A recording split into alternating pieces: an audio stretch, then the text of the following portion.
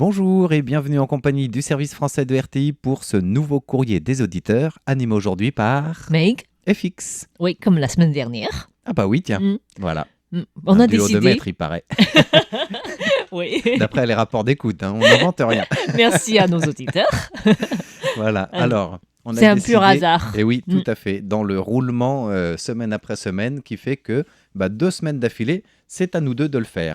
Oui, alors bien sûr, pour commencer, le rappel des concours. Oui, nouveau concours parce que nouvelle année, évidemment.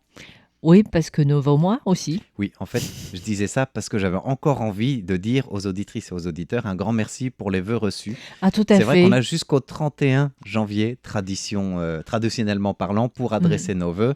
Et en plus de vous adresser les nôtres, on est heureux de recevoir les vôtres d'un peu partout à travers le monde. Et j'ai même envie de dire, cette année, on a le droit de présenter les vœux jusqu'à fin février parce que le nouvel an lunaire arrive que mi-février en fait. Oui, c'est vrai que ce sera le 16-17 février. Particulièrement tard. Il y aura bien sûr des émissions spéciales à l'antenne, j'imagine. Oui, c'est en cogitation, en préparation, en congestation. C'est ça, on est en train de concocter tout ça. Concocter, Voilà, oui. voilà, tous les termes sont bons pour préparer une année qui va arriver au galop.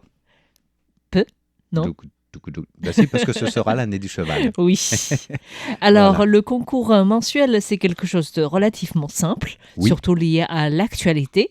C'est ça. On vous invite à nous citer des personnalités, au moins deux, des personnalités politiques qui sont actuellement visées par des tentatives de destitution ou révocation. En fait. Voilà, ou appel à la démission. Alors, on parle de personnalités politiques taïwanaises, bien sûr. Pas besoin d'aller chercher dans vos pays.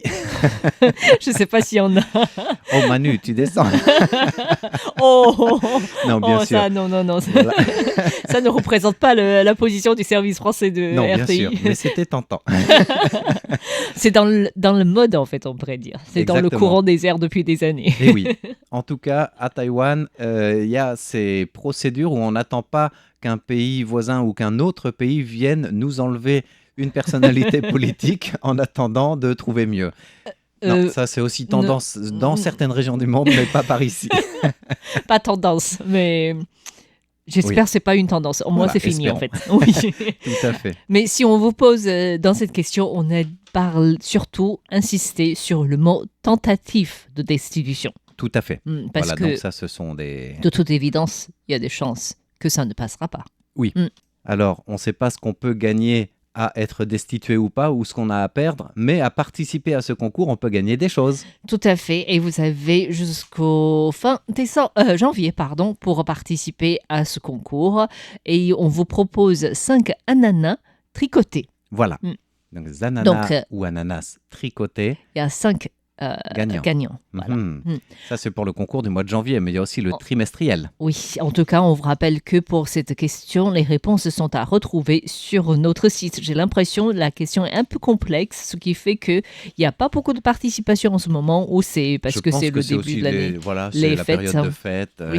Il faut, tu sais, après, il y a ce qu'on appelle le dry January, là, après avoir bien imbibé pendant les fêtes, généralement, on se repose. Donc, c'est un janvier sec. Donc, on ne boit plus pendant le mois de janvier, mais il faut se remettre des émotions. Et peut-être qu'on oublie qu'il y a un concours à participer. Bon, réveillez-vous, là. Non, soyez sobre, c'est ça. Oui. Non, après, c'est vrai que, vu qu'il y a un gros épisode de neige, de verglas, c'est peut-être difficile d'aller sur le site internet sans glisser.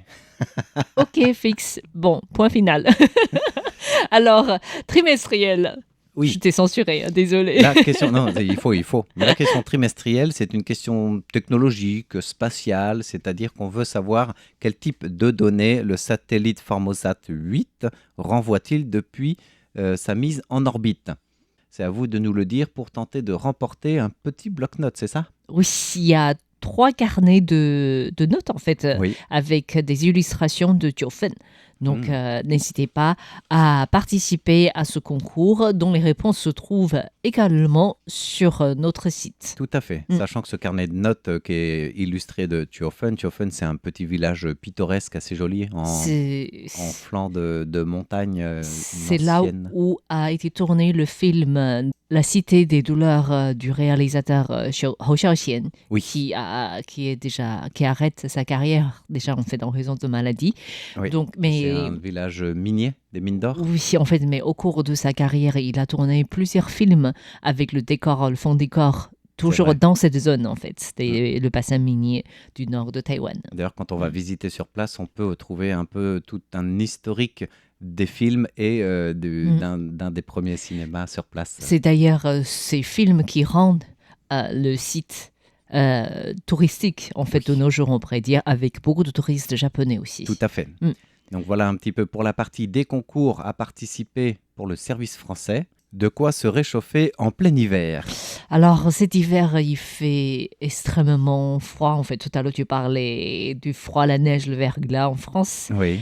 À Taïwan, c'est pas mal quand même, les sommets. On commence à voir la neige aussi, que ce soit à Alishan, le mont Jade, bien sûr.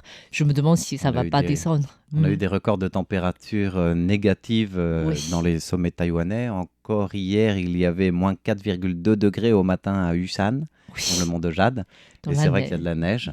Et surtout, cette semaine, c'est la première fois depuis 2018 que sur les hauteurs du mont Alishan, il y a aussi de la neige. Ça faisait 7 ans et demi qu'il n'y en avait pas eu. C'est rare. Voilà. Je me souviens, il y a quelques années, il y avait une vague de froid extrêmement importante. Oui. Il y avait la neige dans beaucoup de sommets, même à Yangmingshan, en fait, dans le nord de Taïwan. C'est vrai, oui. Et on ne sait pas si cette année, la situation va se reproduire parce que les météorologues ont annoncé le froid quand même pour les jours à venir. Et c'est vrai que normalement, c'est plutôt février qui fait plus froid que janvier. Enfin, ça dépend, fin janvier, début février, Taïwan.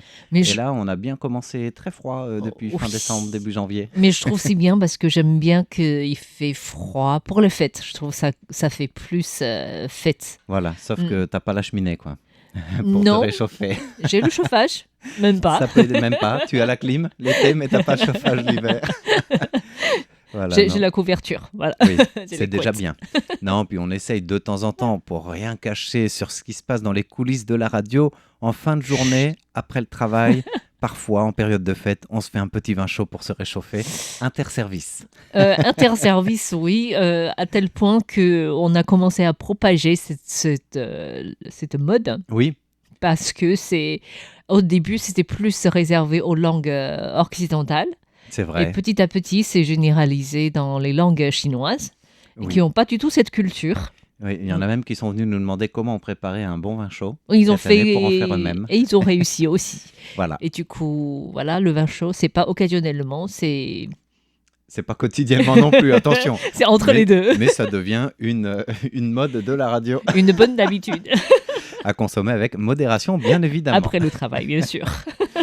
Alors, en parlant de travail, nous avons fait quelques recherches pour répondre aux questions que nous avons reçues tout au long de cette semaine. Alors, nous pouvons par exemple commencer par un courrier de Daniel Villon, qui faisait des rapports d'écoute en fait, en précisant qu'elle avait écouté donc la rediffusion des émissions de Arnaud Lechat, en fait, des Orientales. Ah oui. Et elle a dit que Arnaud Lechat en parlait du thé, en fait, parce que la semaine dernière, on parlait du thé. Oui. Arnaud en parlait également dans ses 2 dernières émissions, mais il s'intéressait surtout aux chansons des cueillettes de thé. Et il a raconté comment certains hommes faisaient semblant d'être des cueilleurs de thé pour mieux séduire les femmes. Du coup, elle voudrait savoir si c'est encore ainsi de nos jours. C'est vrai que ces chansons de thé, je me souviens quand Arnaud préparait ses émissions, on en avait pas mal parlé ensemble. Oui, ça nous faisait rire. C'était vraiment de la drague, de l'humour. On a l'impression de se retrouver derrière une botte de foin en amourette.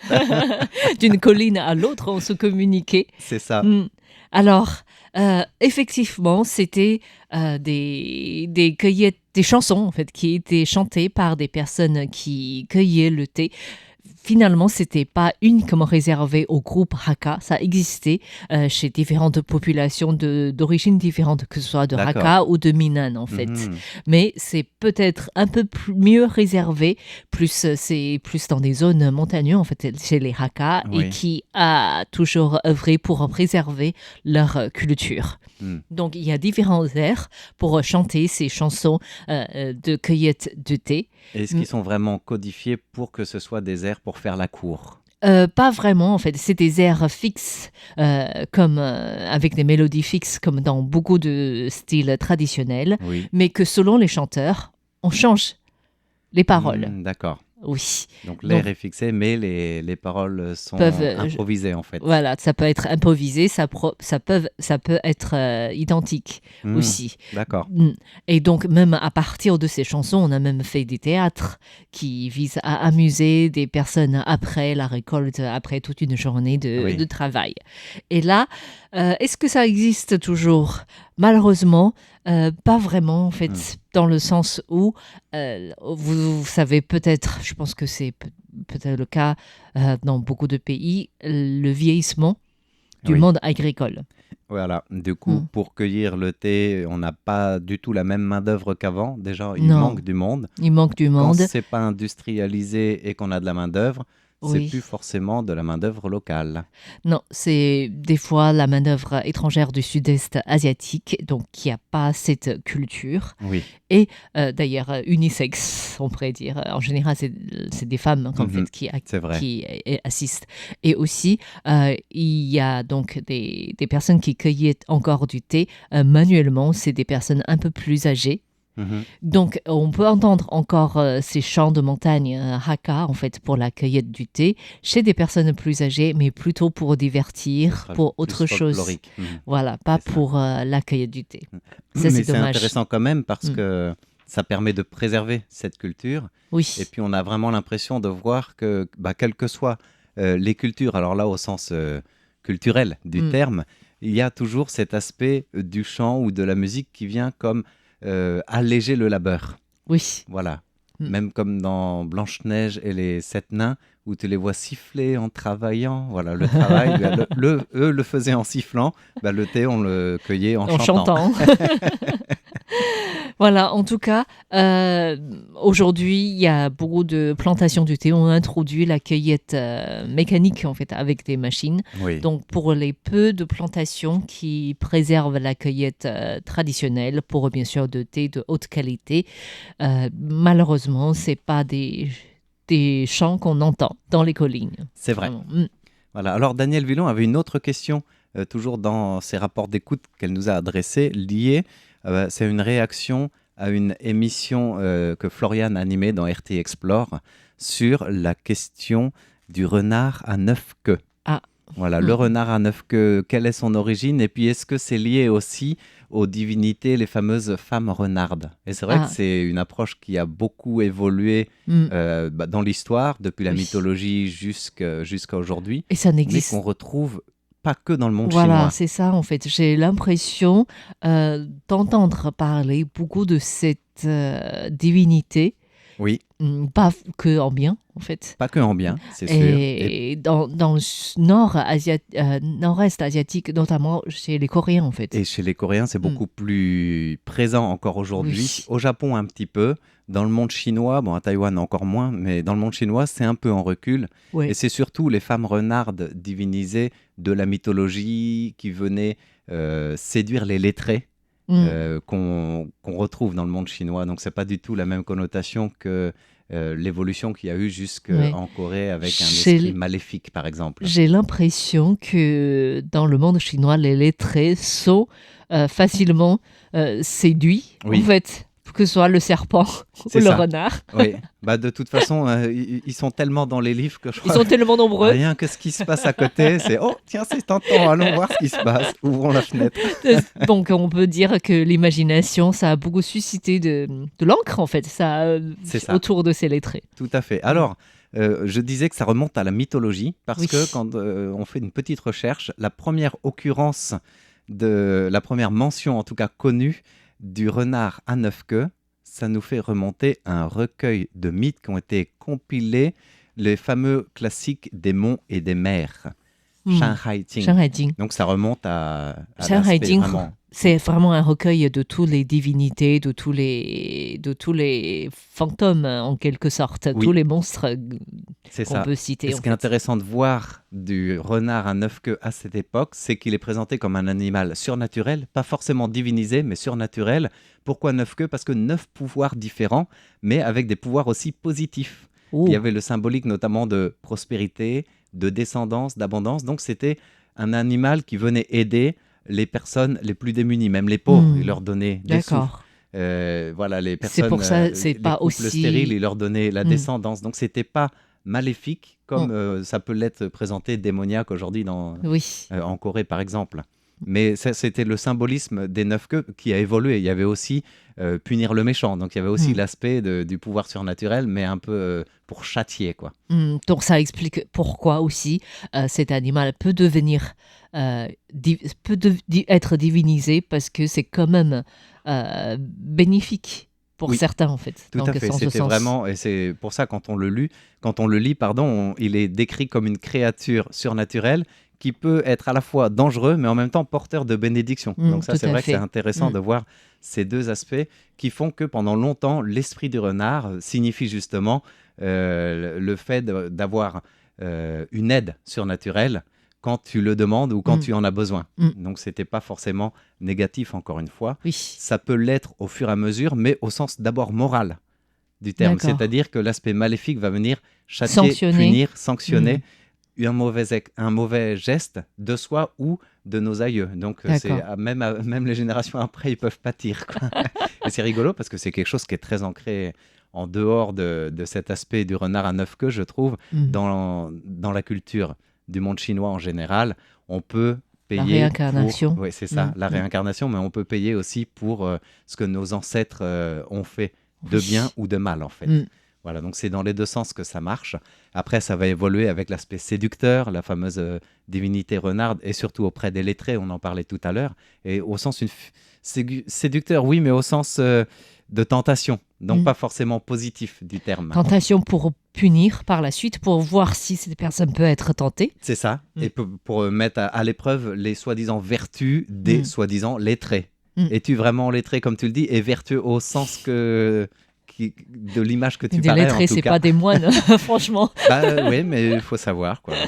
Donc on retrouve un petit peu cette présence-là un peu partout. Et dans les contes populaires, encore une fois, il y a des récits folkloriques où les renards à 9 queues surpassent les autres êtres surnaturels au point d'être divinisés. D'accord. Donc c'est quelque chose qui est peut évoquer ou parler ou honorer en fait à Taïwan, dans le sens où je pense que c'est aussi lié à l'île.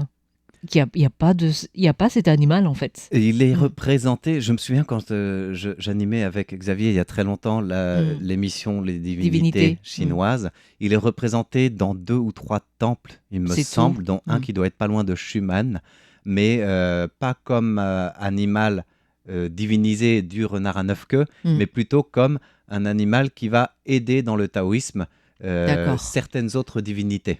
Comme assistant en fait. Exactement. Comme on peut voir dans beaucoup de cultes populaires ou taoïstes. Et on le retrouve dans la ruse du renard plus que dans l'aspect maléfique, par exemple. Voilà. Donc c'était la question de Daniel Villon sur le renard à 9 queues. Voilà. Merci beaucoup. Et maintenant, nous souhaitons saluer quelques auditeurs. Avec joie. Tout d'abord, Philippe Marsan pour ses rapports d'écoute. Ensuite, Gilles Gauthier qui nous saluait, présentait les vœux, qui a également précisé qu'il souhaite avoir une présentation de RTI pour la nouvelle brochure du Club du Perche. Eh bien, guettez votre boîte mail. On est en train de vous préparer ça. Voilà, on va finaliser rapidement. Exactement. Et nous avons aussi un rapport d'écoute qui est adressé à la fois au service allemand et au service français, parce qu'il a écouté dans les 2 langues. C'est un auditeur allemand. Voilà, il s'agit de Heinz Schulz. Merci de votre rapport d'écoute. Plutôt une bonne réception sur la 6005 kHz, ça c'est pour la fréquence en français. Allemand, c'est 5900 kHz. C'est pas très loin l'un de l'autre en fait. Non, et j'ai l'impression que les conditions d'écoute, ça s'était amélioré ces derniers jours. Oui, c'est-à-dire il nous signalait d'abord une fois qu'il y avait un problème d'écoute, un genre de brouillage. Et puis dès le lendemain, un autre mail de Heinz Schulz pour nous dire « Et ça y est, c'est résorbé, il n'y a plus de problème, tout va bien ». Voilà, un autre aussi rapport d'écoute qu'on avait envie de saluer, mais qui nous amène loin de l'Europe cette fois-ci. On va au Canada saluer Roger Roussel pour des cartes de vœux, ainsi que rapport d'écoute et un petit cadeau bloc-notes aux couleurs du Canada en cette année 2026. Merci beaucoup. Et nous avons aussi un courrier de Christian Guibaldo et qui nous dit que, effectivement, l'année 2025 se termine, une fin d'année assez agitée pour Taïwan avec les manœuvres et menaces de Pékin et le séisme du 27 décembre.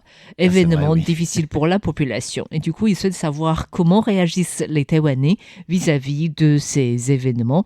Y a-t-il une panique visible ou alors la population vit plus ou moins tranquillement, parce qu'il se rappelle quand il était venu à Taïwan la dernière fois, il y a eu 2 petites secousses. Oui. Il était un peu effrayé par la première, mais il a vu que les Taïwanais n'étaient pas du tout affolés. Voilà, tout se passe bien. Et il s'était rassuré par la suite. Voilà. Et du coup, comment agissent les Taïwanais vis-à-vis de ces 2 événements? Alors, les Taïwanais tremblent physiquement en même temps que les ondes des secousses sismiques. Est-ce qu'ils tremblent psychologiquement, mentalement ou physiquement aussi face aux menaces militaires chinoises? Ça, c'est la question. Mais c'est vrai qu'on a l'impression que, oui, on surveille, on en parle de plus en plus, mais au quotidien, la vie continue, quoi. C'est vrai que j'ai l'impression qu'en raison de ces manœuvres militaires répétitives, je pense que de manière générale, les Taïwanais ne peuvent pas faire grand-chose. C'est ça. Et du coup, la vie continue. Mais c'est vrai que ça change dans le quotidien, dans le sens où le ministère de l'Intérieur a déjà publié ce qu'on appelle le petit livre orange, en fait, de sécurité. Et c'est la première fois qu'il a été envoyé. Oui, c'est imprimé et envoyé dans tous les foyers taïwanais. Du coup, toutes les autorités nous rappellent à se préparer au quotidien, à être avertis de ce qu'on doit faire en cas d'urgence. Voilà. Oui, et puis Taïwan se prépare face à cette croissance, à ces pressions croissantes de la Chine et au contexte international, notamment depuis la guerre en Ukraine. On a aussi de plus en plus les signalisations d'abris anti-aériens qu'on n'avait pas forcément systématisés avant, mais qui sont de plus en plus visibles aussi. Voilà, donc toutes les informations sont là pour nous avertir qu'il faut être vigilant, de savoir ce qu'on doit faire, en fait. En cas de catastrophe naturelle ou d'attaque. Voilà. Et ce qui change pour les Taïwanais au quotidien, c'est qu'en plus de ces exercices des roquettes, des tirs à balles réelles, c'est surtout la multiplication des guerres cognitives. C'est vrai. Qui sont, je crois, c'est par centaines qui ont été envoyées cette fois-ci pendant les 2 jours d'exercice. On a même vu une photo d'image soi-disant prise par avion chinois de la tour Taipei 101. Donc toutes ces informations sont en train de circuler à Taïwan dans le but de provoquer une sorte de panique. Mais heureusement, tout au moins autour de moi, j'ai pas vu des personnes qui sont vraiment tombées dans des pièges. Mais ça peut vraiment arriver. Que jusqu'à maintenant, et même en amont depuis quelques années, Taïwan a largement bien développé le système de vérification des news, le fameux fact center, pour lutter contre la fausse information et même la désinformation. Et ça devient même un modèle cité à l'étranger. Je me rappelle, il y a quelques mois, avant la fin de l'année 2025, Macron citait cet exemple lors d'une conférence en disant « On doit apprendre de Taïwan qui, tous les jours, a des millions de cyberattaques ou de tentatives de désinformation et qui arrive à faire la part des choses. » Pourvu que ça dure. Tout à fait. Et notre auditeur fidèle depuis le sud de la France avait aussi une question qui concerne les cartes QSL de 2026. Il avait vu en photo une carte pour le mois de janvier qui représente le Musée national de la radio. Il voulait savoir quel est le thème 2026 en général de ces cartes QSL et puis d'où vient l'inspiration. Alors, le thème de cette année est assez complexe à dire parce que on pourrait dire que ce n'est pas un thème décidé par RTI. Non. Mais un thème décidé par un auditeur japonais, Rikan. Oui, un auditeur japonais qui, avant d'être auditeur, était surtout dessinateur voyageur. Oui, et son thème de prédilection pour dessiner, c'est dessiner d'abord, voyager par la suite. Oui, d'ailleurs, c'est le titre de son projet qu'il a lancé en 2023 pour... Sketch first, travel later. C'est ça, pour découvrir Tokyo, sa propre ville. Et après, il a voulu le faire à l'étranger.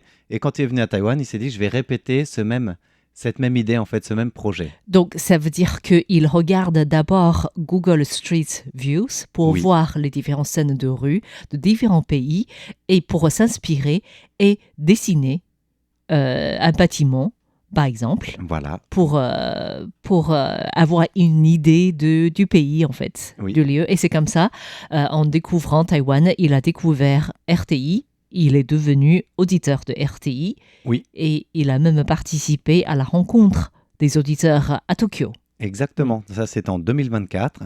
Après, il a l'occasion justement de présenter un peu les différents dessins qu'il avait faits. C'est devenu un projet de coopération avec lui pour en faire des cartes QSL qui voient le jour donc en 2026 et qui représentent plusieurs aspects non plus de Google Street de Taïwan, mais comme tu le disais, ça peut être des scènes de rue, des bâtiments. Alors on sait que pour la carte du mois de janvier, en effet, c'est le musée de la radio nationale qui se trouve à Minxiong, l'ancien site de transmission de RTI.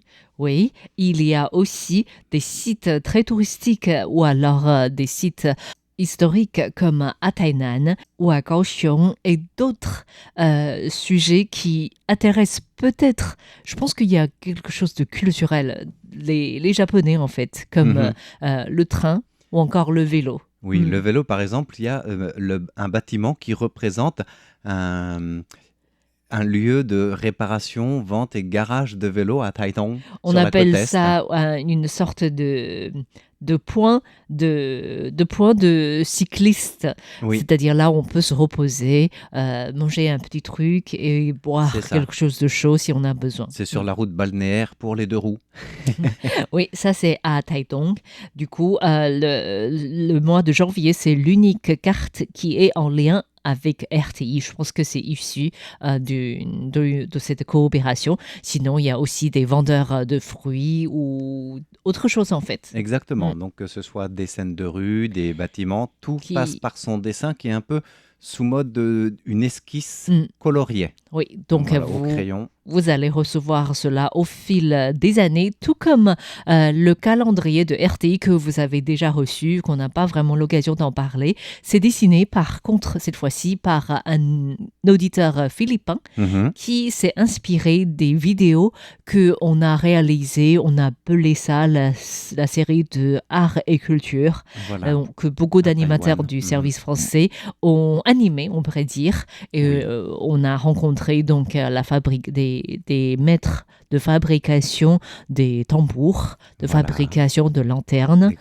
Des grosses lanternes, en effet, à Loucan. Oui, de fabrication de rotins chez les aborigènes. Tissé, Et du coup, beaucoup de vidéos réalisées par le service français ont inspiré le peintre pour la réalisation de ce calendrier. Tout à fait. Donc ça, c'est à retrouver mois après mois. Tu disais, vous allez les recevoir au fil des années. C'est surtout au fil des mois. Des mois, oui, pardon.